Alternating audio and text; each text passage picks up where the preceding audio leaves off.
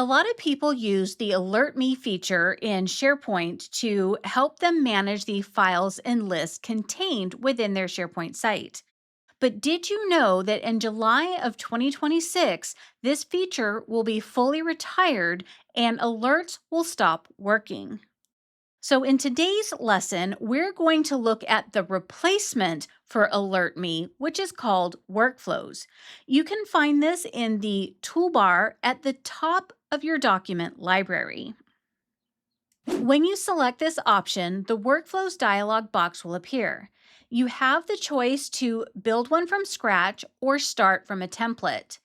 Many of the Alert Me functions are now templates in workflows. These workflows use Power Automate in the background. So, the good thing about this is that it eliminates the restriction of only being able to have 15 alerts per document library. I'm going to select all templates so that we can see some of the available options. Each template has a card that will give you a short description of what it does. And in the bottom right corner, you will see which applications are being used within the template. So, for example, this first template would notify a Teams channel when a new SharePoint list item is added, and it uses the Teams and SharePoint apps as part of the flow. If I scroll down a little bit more, you can see that we have Alert Me for a new SharePoint file. This uses M365, Outlook, and SharePoint. Notice that several of these templates start with Alert Me. They are direct replacements for the Alert Me feature that is being retired. There are several templates available. So to make this easier, we're going to jump back up to the top of the dialog box where you will see a search bar to find templates by name, keywords, or describe what you want to do. Below that, there are choice pills to narrow it down by the categories of take action, get updates, or schedule. On the right-hand side of the screen, there is a filter drop-down so that you can search through the templates based on the applications that are used within that template. To look at how easy these can be to set up, I'm going to select Alert Me to changes on my SharePoint items or files. On the next screen, all we need to do is fill in a few parameters. The current SharePoint site is already selected. I could choose another one if I want to, but we're going to stick with the one that's selected. Then I can go to the SharePoint list or document library dropdown and choose one of the options. I happen to have two, but I'm going to select Documents. The default time zone is Pacific Time, US and Canada. You could use the drop down to change it if you need to. Then click Save. And that's all we have to do. On the next screen, you will see the option to turn this flow off, edit, or delete it. At the bottom of the box, you also have the option to add a co-owner. Let's go back to the Workflows homepage. Just below the Start from Template section, you can see a section called Your Workflows.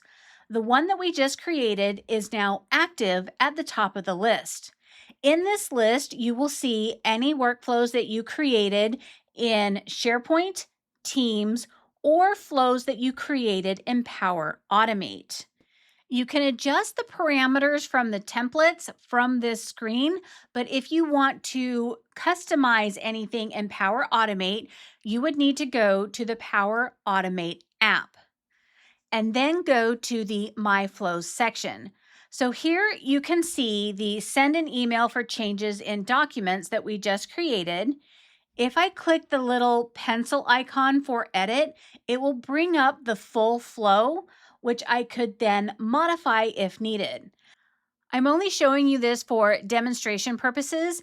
In most cases, when you use the workflow templates, you do not need to worry about coming to Power Automate and making any changes.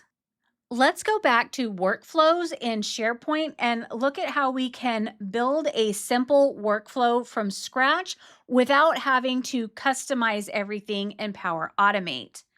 Click Build from Scratch on the right-hand side of the box. And this is going to act like a setup wizard where it's going to guide us through the choices that we have.